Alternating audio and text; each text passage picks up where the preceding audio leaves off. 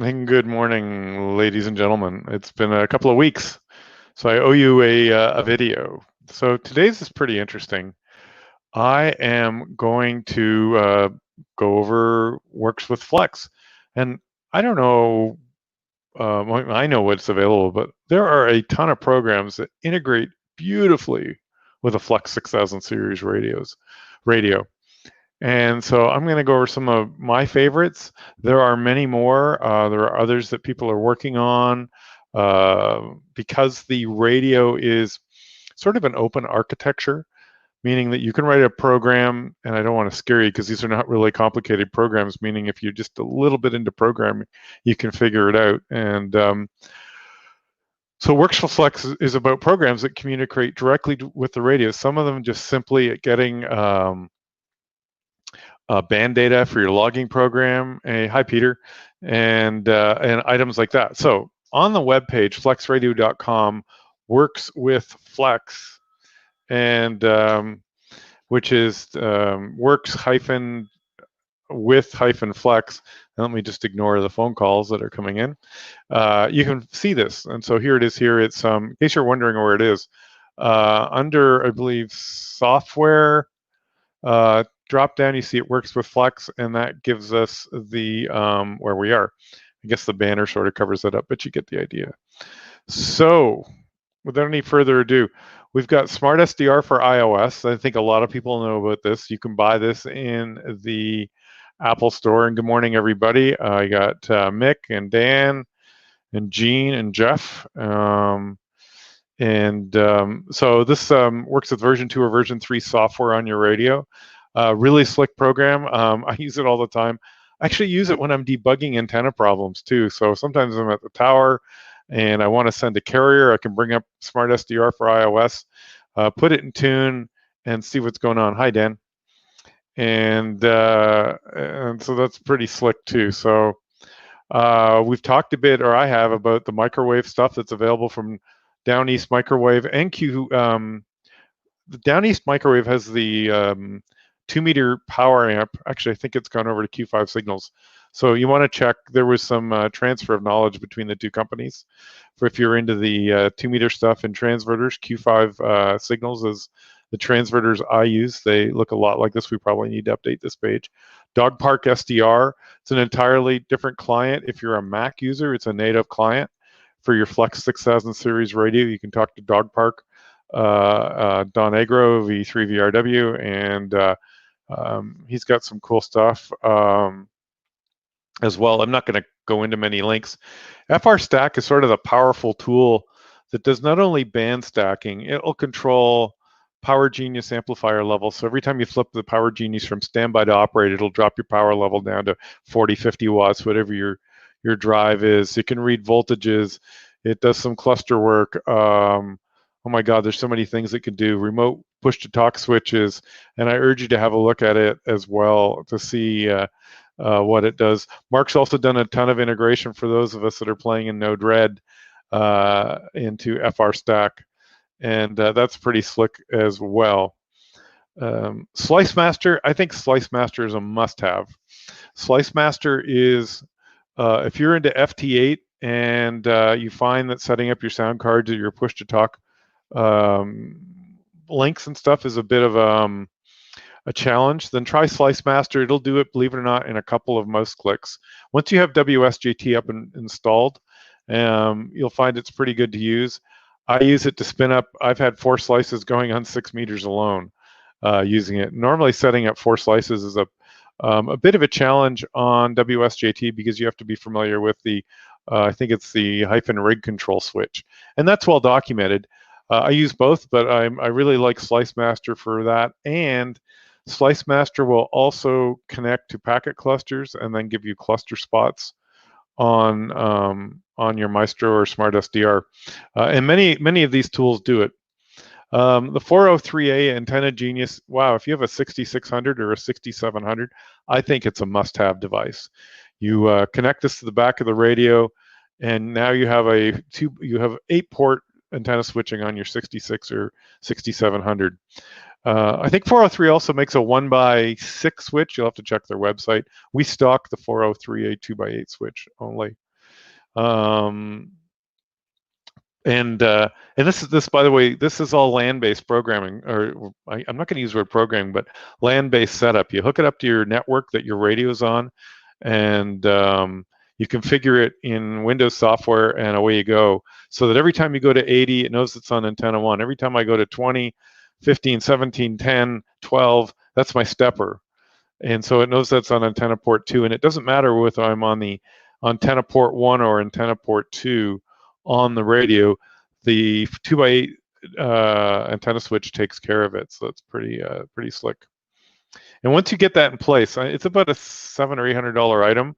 But man, you've invested this much in a 6600 or 6700. It's really a must-have if you have more than 2 antennas. N1MM contesting software.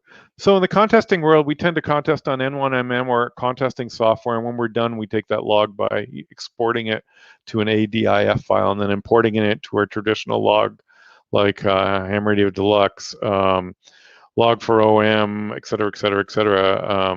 So that's, N1MM will handle SO2R switching, packet spots, a lot of other cool things. Hey, Jeff, how are you? And Greg? And it mobile. Oh, Jeff must be talking about the iOS app when he's mobile. So the contesters know N1MM well, and if you're an SO2 operator, SO2R operator, that's all built into the 6000 radio, including the audio switching. And the first time I did that, I was blown away about how simple it was, but I really enjoyed it. SDR Bridge, I'm not hugely familiar with, other than it's the front end for running CW Skimmer and probably RTTY Skimmer. If there are people using it here, you may want to share your how you've leveraged Skimmer. And by the way, a lot of these programs do a lot more than what you just see. DX Labs, wow, a lot of things that interfaces with DX Labs as well. So that's DX Labs does so much, from logging to clusters to rig control, a whole bunch of different things.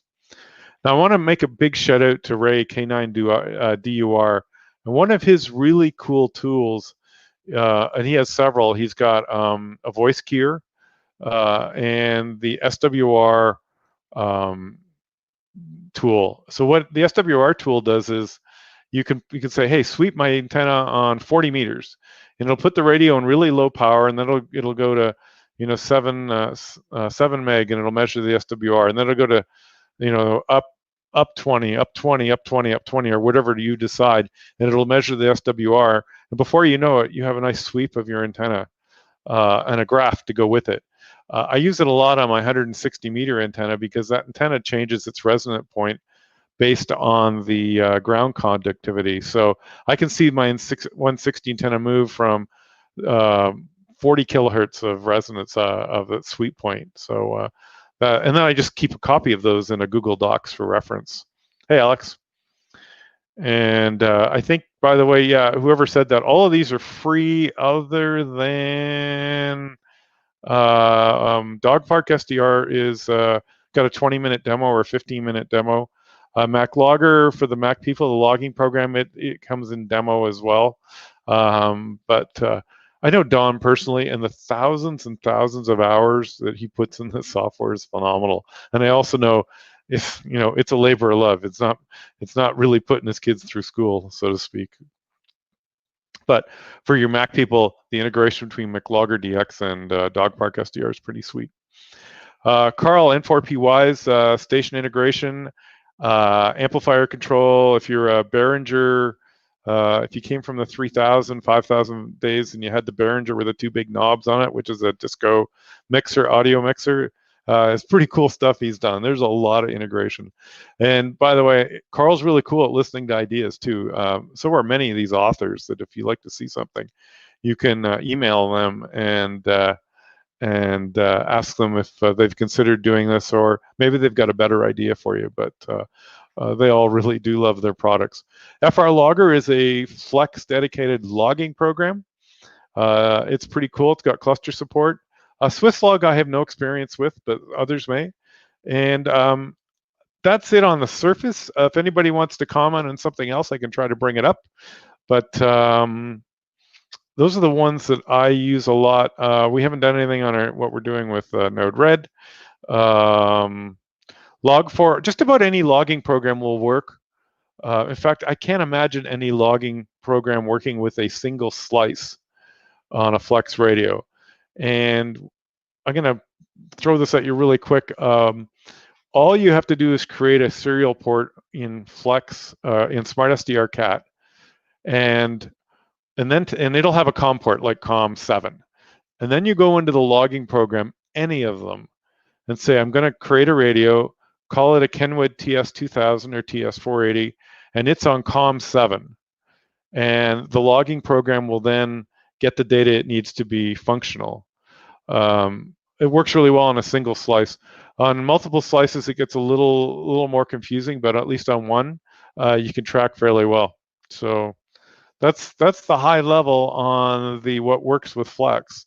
And in case some of you have missed it, but and they just keep going. People just keep whipping up stuff. So have a look at any of those if they interest you. Some of the more popular ones are Carl's software is a pay for, but it's worth trying out. Slice Master is pretty popular. FrStack are pretty popular. Of course, N1MM for the contesting world, and in fact, they're all popular. So I think you'll find those a lot of fun. And just a reminder, don't forget to register if you haven't for the QSO Today Expo. And that's qsotodayexpo.com, I think is the URL. You can Google it. Believe it or not, there are 17,000 people registered for this. It's amazing. And there's over 70 speakers, some pretty cool topics. I've got one I'm definitely going to watch by a friend of mine, Glenn Johnson, and I think that's going to be pretty fun. And it's got a great title, but I'm not going to spoil the show, and you guys can go figure out what it is. And I made a comment on the community, so not too much. We're about ready to let it go. There's a bit more work to do, but it still might be another week or 10 days. And but I think you guys will be pleased with it. And like I said, I think I said earlier, I was blown away with how well the import worked. FLDigi will work too. No, I don't use it, Martin, about creating multiple slices, certainly with one. I can't remember if